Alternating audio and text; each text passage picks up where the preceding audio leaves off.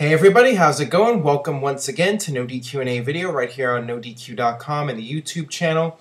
TNA Bound for Glory is this coming Sunday live on pay-per-view. You can get coverage at NoDQ.com. With that being said, let's get right down to your questions via spring.me/AaronRift. First one today comes from Living Proof 802. Hey Aaron, what do you think about the commentators finally acknowledging the Goldberg chants? Also, I work at PF Chang's in Burbank. Come by sometime and I'll comp your meal. Well, thanks. I appreciate that. I might have to take you up on that offer sometime. The problem is that I am such a picky eater. I don't know if PF Chang serves hamburgers on the kids menu or whatever, but I'm sure I could find something to eat there. Also, did we meet before? I think that you were at the WrestleMania 28 get-together that we had in Valencia. Let me know about that. But anyways, regarding your question here, a lot of people have been asking me about the Goldberg chants on Raw. Jerry Lawler finally acknowledging it for the first time, I believe. And I got this other question here from Sergio. Jerry Lawler acknowledged the Goldberg chants on Raw. It's probably nothing since WWE is promoting the Goldberg DVD. But do you think Goldberg versus Ryback at WrestleMania would be realistic if they started building up Ryback now? Yeah, I think you nailed it right here. WWE has the Goldberg DVD that has just been released, and obviously they want to promote that, and it was even trending on Raw last night. So, I think that was one reason to mention Goldberg is to promote the DVD. But I do think that there's some smoke to this fire. There's definitely the speculation out there that Goldberg and Ryback is a realistic possibility for WrestleMania. Goldberg has spoken out publicly that, Ryback is not his first choice for an opponent. If he was to come back, he would want to go in there with Undertaker or somebody at that level. But if WWE was to build up Ryback strong heading into WrestleMania, I suppose it could work. But, with how they're booking Ryback right now, they've kind of backed themselves into a corner here, as I've mentioned in previous videos, because you have CM Punk and Ryback, and you don't really want to have one guy lose to the other. I'm not a big fan of this feud to begin with Punk and Ryback for a number of reasons, that being one of them, and just the fact that their matches haven't been that good in the past, the Hell in a Cell match and the match at Battleground. So I think if you have Ryback go on a winning streak and have him be dominant, you could make it work. And people keep chanting Goldberg, and WWE's playing up on it now. So I expect the Goldberg chants to get even louder now that WWE has actually mentioned it and they're promoting the DVD. So we'll see. I definitely think it's a possibility, and if the money is right, I could see Goldberg agreeing to it. All right, this one comes from Jose Savedo. Hey, Aaron, what did you think of the ending to Raw? Personally, I thought it was a great ending and a great match, but what will happen to the Shield next? Are they regaining the titles, or are they losing the U.S. title? Thanks. I thought the ending to Raw was excellent. I thought that it was a really good match. Goldust has been on fire since coming back. He has been really impressive, and I expected Goldust and Cody Rhodes to win the tag team titles at some point, but I actually thought it was going to be at Hell in a Cell, and Vince McMahon made the call to have this match take place on Raw instead, which I actually see as a positive because, let's face it, Hell in a Cell is a pay-per-view where people are going to buy it to see the Hell in a Cell matches. They're not going to buy it to see Cody Rhodes and Goldust against the Shield. So in a way, I think it was better to have it on Raw where you have, almost 4 million people watching it, and you get that feel-good moment, and a lot of people see that. So, and it was a great match, too. So I see it as a positive, and, it was time for the Shield's reign to end. They had a really good reign as tag team champions, and this was a good opportunity to have that feel-good moment.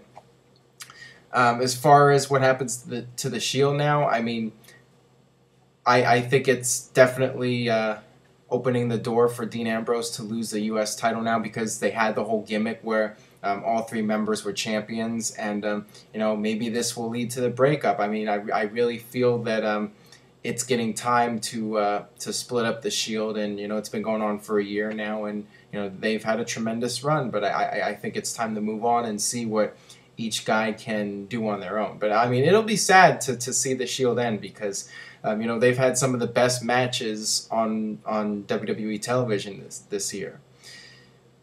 All right, this one comes from Larcher23. Hey Aaron, don't you think that they could have made Randy Orton's heel turn a lot stronger if he attacked Brie? He has had multiple opportunities, and it's not like he hasn't done it in the past. Even his attack on Bryan this week on Raw was weak, in my opinion. Cheers. I suppose it could have been better if he actually attacked Brie and gave her the RKO or something. But to be honest, I haven't been a big fan of this storyline to begin with the Bella twins getting involved.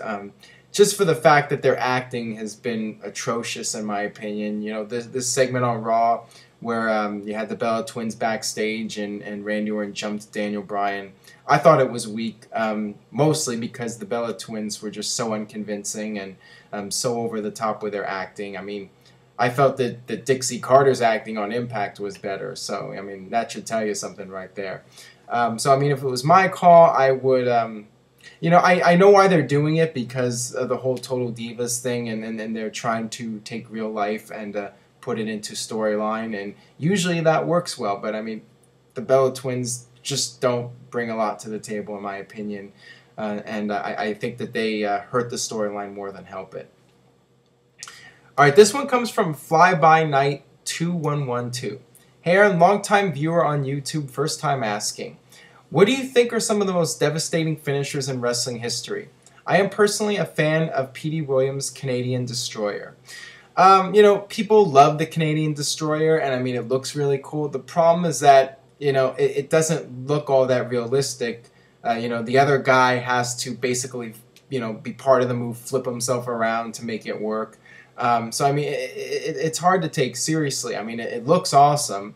But as far as, like, the most devastating finishers, I think that, you know, the pile driver, for one thing.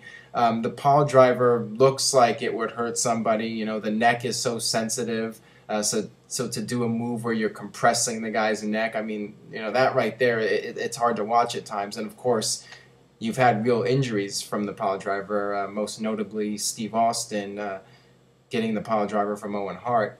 And, you know, the power bomb, any high-impact move. And, you know, I always liked RVD's 5-star frog splash, you know, because RVD would always sell it, you know, as well. And it would hurt both guys, but he'd hurt the other guy more. So, you know, stuff like that, you know, high-impact finishers, you know, where it really looks like the guy is getting hurt. This one comes from TNA Sucks 2345. Hey Aaron, huge fan of the show. I've been watching you for 7 months. My question is, what did you think about Stone Cold giving Santino a beer bath in 2007?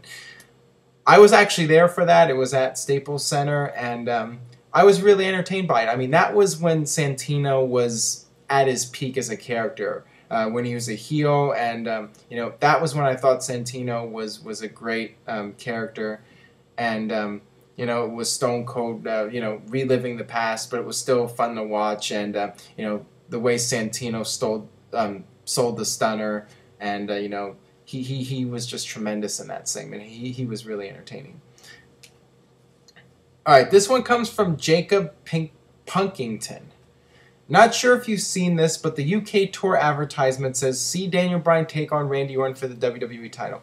Do you think it gives away the result of Hell in a Cell? Well, it doesn't say who the champion is, based on what you said. But, you know, I expect that after Hell in a Cell, WWE will move in a different direction with the WWE title feud. But that doesn't mean that the Daniel Bryan and Randy Orton matches will stop on the road. I think that those matches will continue to headline the live events, you know, perhaps for the rest of the year. I mean, that's certainly a possibility. So, you know, I don't really think it means anything one way or the other. All right, last one today comes from Kyle Moore 11948. Hey Aaron, been watching since Talk Wrestling.